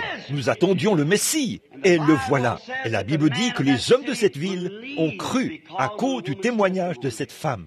Elle avait quelque chose de tellement réel qu'elle pouvait montrer son influence après avoir rencontré Jésus-Christ et rapporté les résultats directs que sa Bible lui avait enseignés, qui lui disait ce que le Messie produirait. Elle a convaincu les hommes qu'il était bien le Messie. Pendant 400 ans, il n'avait jamais rien eu de semblable.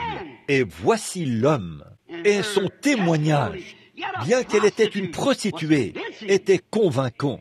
Oh, jeune demoiselle, peut-être que tu ne mènes pas ce genre de vie, mais, oh, si seulement tu pouvais rencontrer celui dont je parle, combien tu exercerais une influence sur tes camarades de classe. Jeune homme, comme Saul, instruit, intelligent. Quelle influence il a exercée sur le monde chrétien en entier. Il était envoyé comme apôtre aux gens des nations. Lorsqu'il a rencontré ce Jésus dans la colonne de feu ce jour-là, sachant que c'était le même Dieu qui avait fait sortir son peuple d'Israël, d'Égypte, sortir Israël d'Égypte. Si tu pouvais rencontrer ce même Dieu, c'est la Bible manifestée. Elle prouve qu'il est Dieu, la confirmation qu'il est ici, sur la terre maintenant, que sa parole s'est fait connaître car il est le même hier, aujourd'hui et éternellement. Quelle influence vous exercerez sur votre Église, sur votre communauté, sur tous ceux avec qui vous entrerez en contact. Vous serez une personne changée. Oui, oui, monsieur. Pierre, lorsqu'il a vu et qu'il était convaincu que nous voyons qu'il avait péché toute la nuit et qu'il n'avait rien pris, c'était un pécheur. Il savait quand la lune changeait, quand les poissons venaient et quand ils se retiraient. Mais il a eu la politesse de s'asseoir et d'écouter Jésus pendant quelques instants. Il ne s'est pas levé pour s'en aller. Il est resté là pour l'écouter jusqu'au bout. Une fois le message terminé et tout, parce qu'il a eu la politesse. Il avait péché toute la nuit et n'avait rien pris. Combien y a-t-il de Simon ici ce matin? Combien écouteront cette bande? Vous, les Simons, vous êtes passés des méthodistes aux baptistes, aux pentecôtistes, aux unitaires, aux binitaires, aux trinitaires, à tout, et vous n'avez toujours rien reçu. Pourquoi ne vous asseyez-vous pas pour écouter un instant? Accordez juste quelques minutes de votre temps à Christ. Observez la parole qui est sortie. Simon, là, il lui donne une directive. Jette le filet pour pêcher. Et quand il a attrapé le poisson, il a dit, « Seigneur, j'ai pêché à la Seine toute la nuit. Ça dépasse mon entendement. Je ne peux pas expliquer ceci. Je ne peux pas non plus expliquer comment cela fonctionne. Je ne connais pas la mécanique. Tout ce qui m'intéresse, c'est la dynamique. Je ne sais pas comment il le fait. Mais il le fait parce qu'il l'a promis. Il a jeté le filet parce qu'il savait que s'il n'y avait pas de poissons là-dedans, mais que Dieu avait dit qu'il y aurait des poissons là-dedans, il a quand même jeté le filet. Vous dites, je suis allé à l'hôtel, j'ai fait ceci, j'ai fait cela, j'ai essayé, j'ai connu des hauts et des bas, jeté le filet. C'est ça le commandement. Et quand il a attrapé les poissons, qu'est-ce qu'il a fait? Tout d'abord, il est tombé sur ses genoux, par révérence et par respect.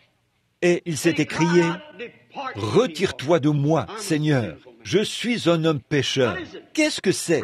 Le respect, l'humilité. Quelle est la réponse qui lui a été donnée? « Ne crains point, Simon. Désormais, tu seras pêcheur d'hommes. » Il était en action et il est mort en action.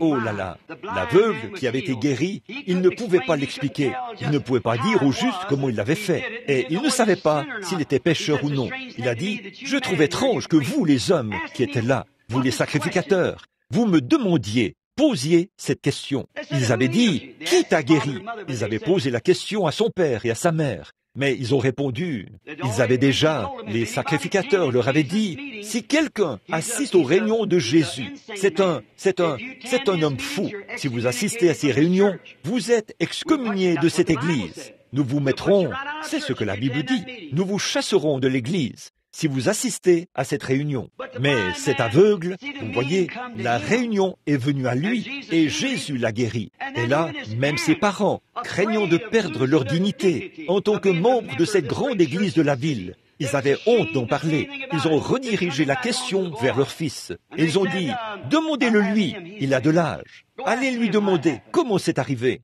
Nous savons que c'est notre fils et nous savons qu'il est né aveugle. Mais je ne dirai rien. Oh, ce soi-disant croyant, tiède et frontalier. Mais cet homme dont les yeux avaient été guéris, quand ils ont dit, qui t'a guéri? Il a dit, celui qu'on appelle Jésus de Nazareth. Oui, monsieur, il a fait preuve d'humilité.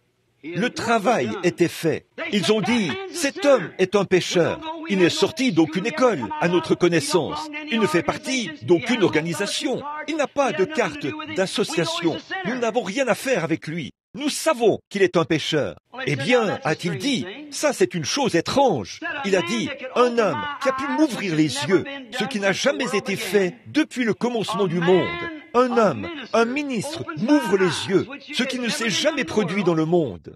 Et vous, les membres du clergé, qui êtes censé connaître tous les tenants et les aboutissants de la parole, vous ne savez rien à son sujet? C'est étrange. Alors que la Bible elle-même dit que quand il viendrait, les aveugles verraient, les boiteux sauteraient comme un cerf. Ils auraient dû reconnaître que la parole était manifestée. Vous voyez?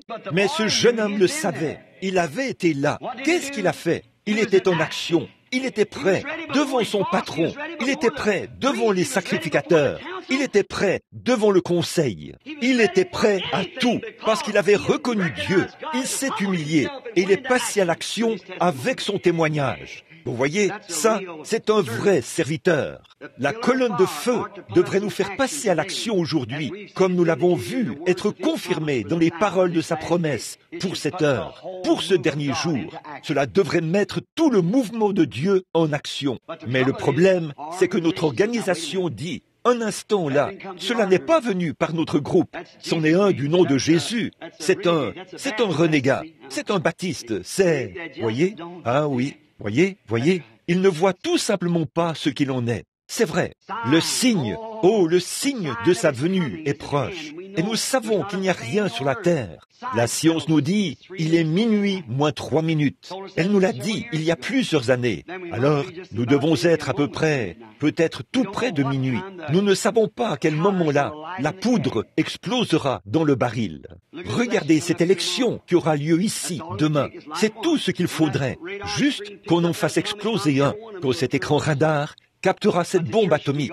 Chacune d'elles sera lancée. Mais l'Église sera partie avant ce moment-là. Alors, si cela peut arriver d'une minute à l'autre, et que l'Église doit partir avant que cela arrive, combien de temps reste-t-il? Et les choses même qu'il avait annoncées, son ministère et tout ce qui arriverait dans les derniers jours, nous voyons cela soir après soir, jour après jour, ce qui indique que le temps est proche. Oh, nous devrions nous humilier, devenir humbles et passer à l'action. C'est vrai, la parole accomplie devrait nous pousser tous à l'action. Nous, tout comme le prophète Ésaïe, nous voyons le sort réservé aux gens qui s'élèvent eux-mêmes et qui disent, eh bien là, si quoi que ce soit doit arriver, ce sera par notre dénomination. Si ça passe par les trinitaires, c'est très bien. Ou si ça passe par les unitaires, c'est très bien. Ou si ça passe par l'Église de Dieu, les méthodistes, les baptistes, les catholiques ou les presbytères, c'est très bien. J'ai été interviewé ici au Mexique. Frère Jack était avec moi. Le petit bébé avait été ressuscité des morts après qu'il était mort ce matin-là à 9 heures. Et il avait été ressuscité des morts ce soir-là à 23 heures. Sur l'estrade par une vision. Frère Jack était là.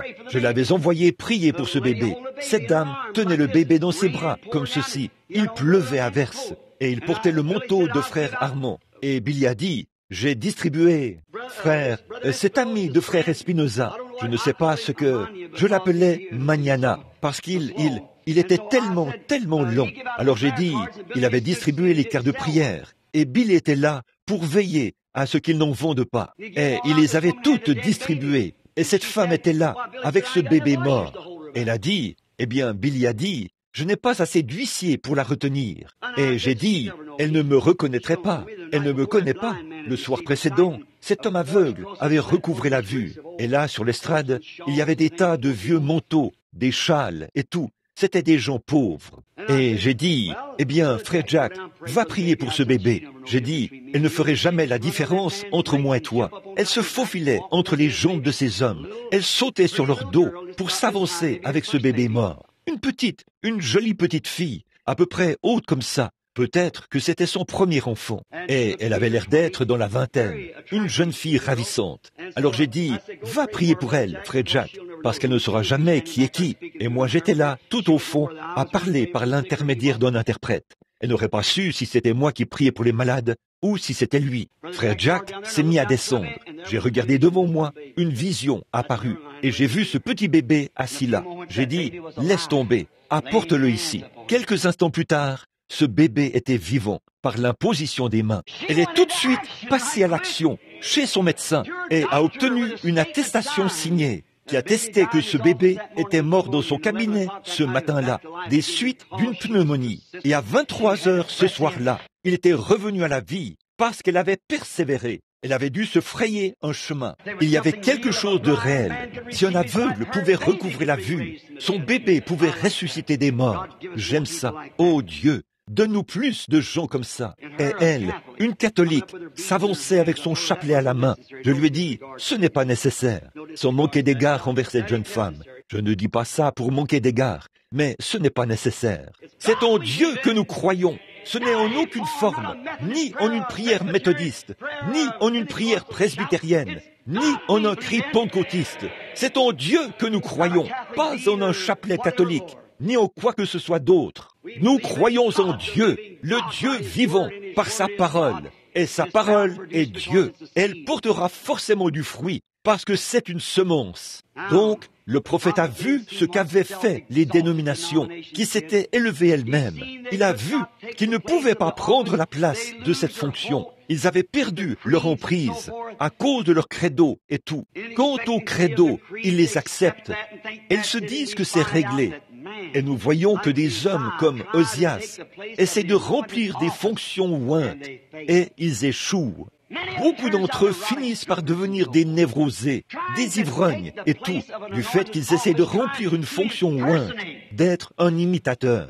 Au lieu de posséder ce dont ils parlent et d'être appelés par Dieu à le faire et établis par Dieu pour le faire, ils se précipitent pour former de grands regroupements et bâtir de grandes organisations. Et on y retrouve des hommes intellectuels, des choses grandioses, qui brillent comme Hollywood. Puis ils prêchent que la venue du Seigneur est proche. Nous avons vu des hommes perdre leur emprise parce qu'ils essaient d'occuper une fonction dans laquelle ils n'ont pas été établis, exactement comme Osias. Nous avons vu les églises faire des prosélytes. Nous avons vu dans nos assemblées pentecôtistes tous les unitaires essayer d'amener les trinitaires dans leur camp. Les trinitaires essayer d'amener les unitaires dans leur camp. L'Église de Dieu essayer d'amener celle-ci dans son camp. Et tous ces autres essayent d'amener les uns et les autres. Ils font du prosélytisme, de l'imitation, essayant de faire quelque chose qu'ils ne sont pas appelés à faire.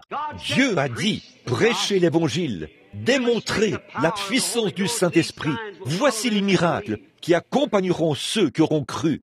Non pas aller former des organisations, créer des écoles et ainsi de suite. Je n'ai rien contre ces choses. Mais elles ne prennent pas la place de cette fonction. Et là, nous voyons que les hommes et les femmes qui essayent de remplir cette fonction ointe, alors qu'ils ne sont pas établis pour le faire, nous voyons ce qui leur arrive. Voilà votre exemple.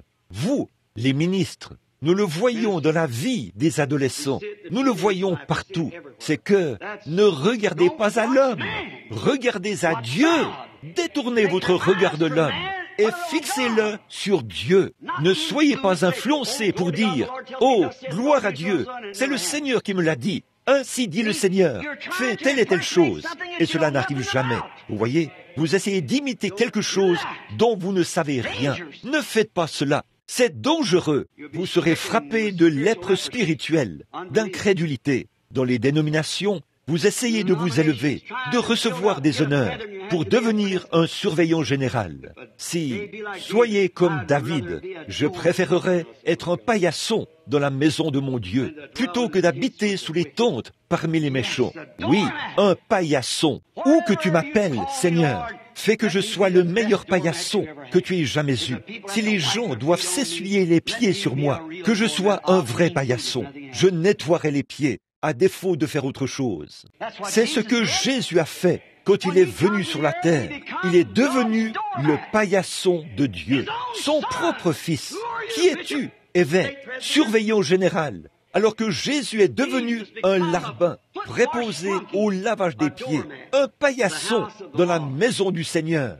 Oh là là! Et puis nous pensons être quelqu'un, parce que nous avons un doctorat, nous avons fait des études universitaires. Regardez votre exemple, ce qu'il a fait. Ne regardez pas à cet évêque devant vous, à ce surveillant général devant vous, ou quoi que ce soit d'autre. Il est peut-être un brave homme. Ça n'a pas d'importance. Vous, regardez à Dieu quand il a vu les effets et qu'ensuite il a vu ce qui s'est passé. Je termine. J'ai encore une chose à dire. Ses pieds et ses mains, ses ailes couvraient son visage par révérence. Ses pieds dans l'humilité et puis ses deux ailes le mettaient en action. Réfléchissez un peu à ça, les effets de la vision sur le prophète. Qu'est-ce que cela a fait au prophète? Cela lui a montré qu'aucun homme Aucun homme. Ne mettez pas votre confiance en un homme. Quand cet homme abandonne la parole de Dieu, abandonnez l'homme. Voyez, abandonnez l'homme. Restez avec Dieu. Dieu est la parole. Observez les effets que cela a produits. Maintenant, mes frères ministres, je veux que ceci descende profondément dans votre cœur. Chacun de vous, qu'est-il arrivé au prophète? Cela a amené ce prophète qui avait été établi dans une fonction avant la fondation du monde. Les dons et les appels sont sans repentir. Cela a amené ce prophète.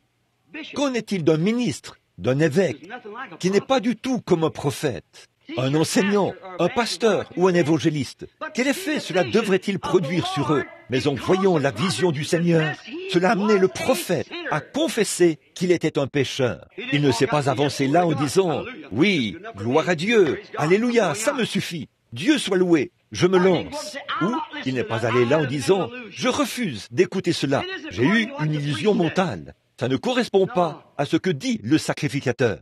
Non, il en a tiré une leçon. Il a vu ce que Dieu essayait de lui montrer. Pourquoi? La semence spirituelle était déjà en lui, comme elle était dans la femme au puits, comme elle était dans les autres. Ils avaient été établis, prédestinés à ceci, et il en a vu la raison. Il a vu Osias dans la maison des lépreux, un grand homme qui avait essayé d'imiter quelque chose. Il a vu Dieu assis là, et il a vu comment Dieu équipait ses serviteurs, et comment il les envoyait. Cela l'a amené à dire « Je suis un pécheur ». Ensuite est venu le temps de la purification. Après la confession, « Je suis un pécheur ». Le prophète, un homme qui avait été dans le palais du roi, connu pour être un prophète. M'entendez-vous? Cela a amené ce prophète établi, la vision du Seigneur l'a amené à s'écrier « Malheur à moi! Je suis un homme dont les lèvres sont impures. Je vis au milieu d'un peuple dont les lèvres sont impures. Et mes yeux ont vu l'ordre du Seigneur. Oh, mon frère ministre, pouvez-vous le voir? Mes yeux ont vu l'ordre du Seigneur. Ensuite est venue la purification, et voici venir le chérubin, avec une pierre ardente de l'autel, qu'il avait prise avec ses pincettes, les pincettes sur l'autel, et l'a mise dans ses mains, et il a relevé la tête d'Ésaïe, parce qu'il était prêt à confesser, et à confesser qu'il était impur, parce qu'il avait pris pour exemple un évêque ou quelqu'un d'autre. Au lieu de regarder vers Dieu, au lieu de regarder vers la parole, vous avez regardé vers votre credo. Cela vous ramène toujours à un homme dont les lèvres sont impures. Et l'ange est venu avec le feu. Il l'a placé sur ses lèvres et a dit « Maintenant, tu es pur. » Remarquez l'ordre. Il ne lui a jamais apporté un livre, un catéchisme. Dieu ne prépare pas ses serviteurs par des livres et des catéchismes. Il prépare ses serviteurs par le feu qui purifie, le feu de l'autel. Et il s'est écrié, quand il s'est écrié et qu'il a dit « Malheur à moi, car j'ai mal agi. J'ai pris un homme comme exemple, j'ai mis ma confiance en lui et je vois l'ordre du Seigneur. » Et il l'a purifié avec la pierre ardente. Maintenant, n'est-ce pas merveilleux que cet homme ait reconnu qu'il était un pécheur? Et regardez comment Dieu a procédé dès qu'il a reconnu qu'il était un pécheur. Il a confessé qu'il était un pécheur. Il a confessé ses torts. Et il a vu ce que Dieu a fait. Et comment il l'a fait? Comment il l'a purifié? Par une pierre ardente. Pas par une déclaration de credo. Pas par un tas de chapelets. Pas par quelque chose d'historique.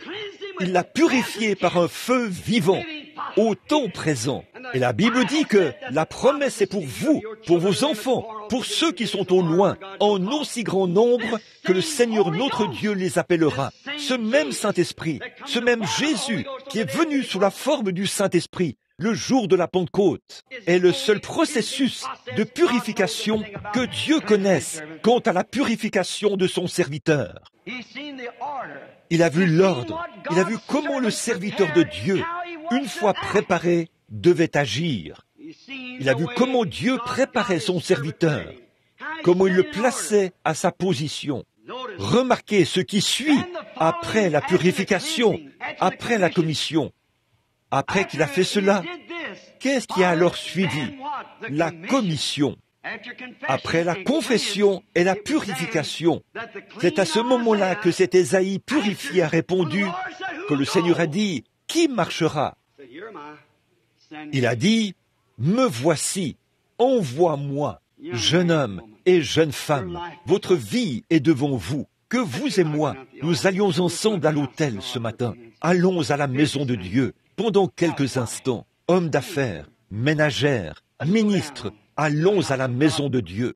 Il y a quelque chose qui cloche quelque part. Voyez, vous avez eu trop de choses, tellement d'imitations charnelles dans le monde du christianisme. Jeunes gens, ça me fait de la peine pour vous. Vous ne savez pas de quel côté vous tournez. L'un dit ceci, l'autre dit cela. L'un dit que c'est le « Je vous salue Marie » et l'autre dit que c'est autre chose. L'un dit d'adhérer à cette église-ci et d'adhérer à cela. Tout ça, c'est faux, car Dieu a bel et bien montré que cette chose est morte. Maintenant, descendons dans la maison de Dieu, dans notre cœur, l'autel. Levons les yeux et voyons à quoi Jésus ressemble, lui qui est la parole. Et alors, nous pourrons répondre, « Me voici, Seigneur, envoie-moi, envoie-moi à la maison, que je sois une meilleure épouse. Envoie-moi à l'école, que je sois une meilleure adolescente. Envoie-moi à l'école, que je sois un meilleur adolescent. Envoie-moi à la chaire, que je sois un ministre différent. Envoie-moi dans mon entreprise, que je sois un homme d'affaires différent. » Une fois que vous voyez votre exemple, Jésus-Christ, il a dit, « Me voici, envoie-moi » après qu'il s'est humilié, après qu'il a vu l'ordre, la façon dont Dieu équipe son serviteur, comment il lui donne le mandat. Avant qu'il lui donne un mandat, il doit être humble, respectueux et en action. Donc, quand il a vu cela, cet Ésaïe qui avait été purifié a dit, « Me voici, envoie-moi »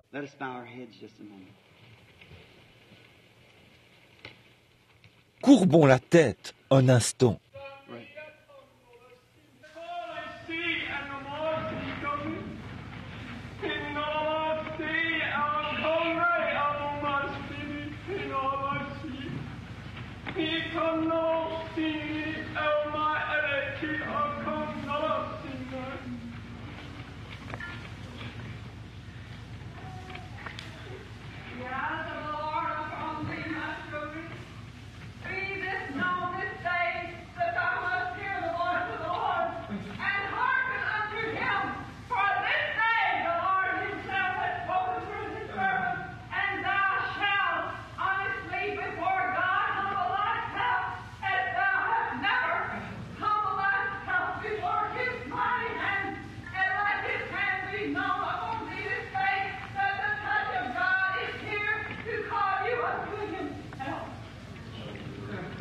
When the coal of fire had touched the prophet, making him as pure can be.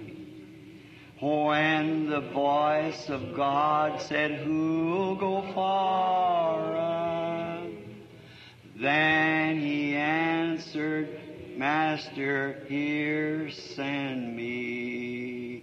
Speak, my Lord, speak, my Lord. Speak, and I'll be quick to answer thee. Speak, my Lord, speak, my Lord. Speak, and I will answer. Lord, send me.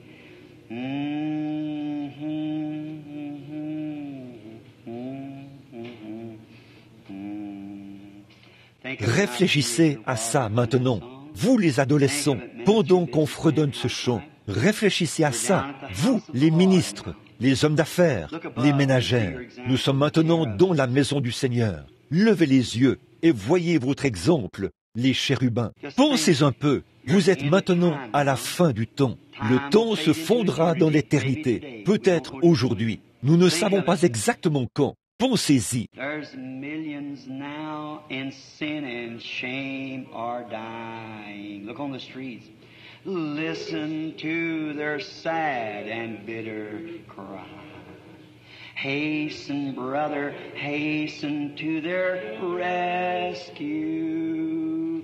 Quickly answer, Master, here am I. Oh, speak, my Lord. Oh, speak. Que ça vienne du fond de votre cœur. Là, Ésaïe, où es-tu? And I'll be quick to answer thee. Speak, my Lord. Méthodiste, baptiste, pentecôtiste, où êtes-vous?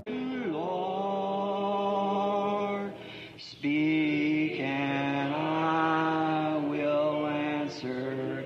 Lord, send me. Est-ce que vous êtes vraiment sérieux quand il parlera à votre cœur? Serez-vous sérieux? Speak, my Lord. Oh, speak, my Lord. If he's speaking to you while they're singing, S'il vous parle pendant qu'on le chante, voulez-vous lever la main pour dire « Moi Seigneur, que Dieu vous bénisse ». my Lord. Speak, my Lord. Speak and I will answer. Let me Seigneur, be influenced, fais que Lord. j'exerce une influence sur les autres. Je ne peux pas le faire tant que tu ne m'as pas purifié. Envoie l'ange maintenant, Seigneur. Speak, my Lord. Oh, speak, my Lord. Speak, and I will answer thee.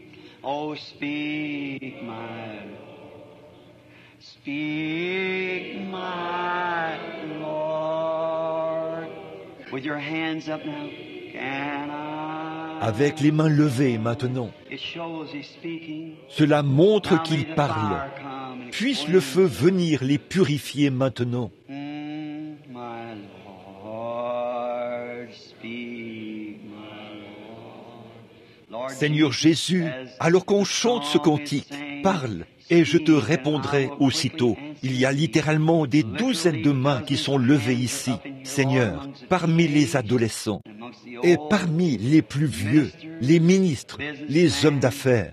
Certainement, Seigneur, tu parles encore.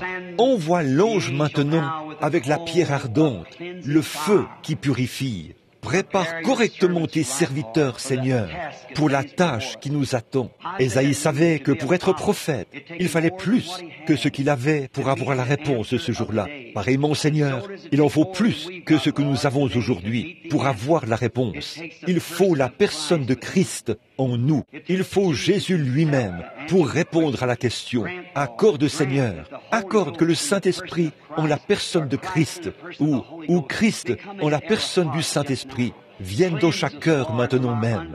Purifie-nous, Seigneur, de notre incrédulité. Purifie-nous de nos credos et de nos futilités de ce monde. Purifie-nous de cela, Seigneur, et mets ta parole dans notre cœur, et que nous la méditions jour et nuit. Que la réponse vienne, Seigneur. Aussitôt que les cœurs seront purifiés, accorde le Seigneur.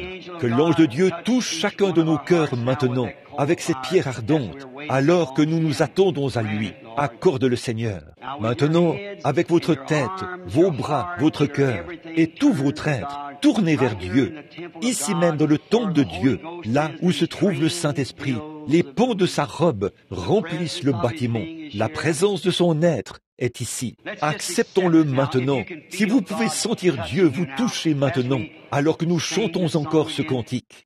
Quand la pierre ardente toucha le prophète, le rendant aussi pur qu'on puisse l'être, alors que nos têtes et nos cœurs sont inclinés devant lui maintenant, chantons-le encore. Laissons l'ange de Dieu purifier notre cœur de toute souillure et de tout le tape à l'œil du monde. Et vous, les petites filles et les petits garçons de l'école secondaire qui sont ici, vous, les jeunes adolescents de Shreveport, vous, les braves gens du Sud qui aviez autrefois l'évangile à l'ancienne mode, vous voyez bien qu'il y a quelque chose que l'Église ne vous apporte pas aujourd'hui. mais Dieu a cela pour vous. Ne voulez-vous pas le laisser purifier votre cœur maintenant? Vous habitez parmi des gens qui dansent et font toutes sortes de choses et qui se disent membres d'église. Et vous voyez la souillure et toutes ces choses qui ont cours dans nos églises, de partout, de l'église catholique, la première église organisée, jusqu'à la dernière, c'est-à-dire l'église pentecôtiste. Nous sommes tous coupables. Tous sont coupables, sans exception. Vous voyez où nous en sommes? Nos grandes écoles qui sont là pour instruire nos ministres et tout, et ces choses déformées dans lesquelles ils nous ont embobinés là-bas. Mettons ces choses de côté, faisons comme Paul autrefois. Aucune de ces choses ne m'ébranle. Je suis convaincu qu'il n'y a rien aujourd'hui, ni rien dans le futur. Il n'y a rien qui puisse nous séparer de cet amour de Dieu qui est en Christ. Et oublions les choses du passé, je cours vers le but de la vocation céleste en Christ. Oh là là, croyez-le maintenant, alors que nous fermons les yeux, que nous lui ouvrons notre cœur et que nous disons: When the coal of fire had touched the prophet, making him as pure can be. When the voice of God said, "Who'll go for us?" Then he answered, "Master, here send me." Oh, speak, my Lord, speak. Maintenant, levons simplement nos mains vers lui et croyons cela. Speak, speak, Lord, I'll be quick to answer thee. Speak, my Lord, speak, my Lord, speak, and I will answer. Lord, send me. Yes, speak, my Lord. Priez maintenant. Je vais demander à Frère Don de venir prier avec nous.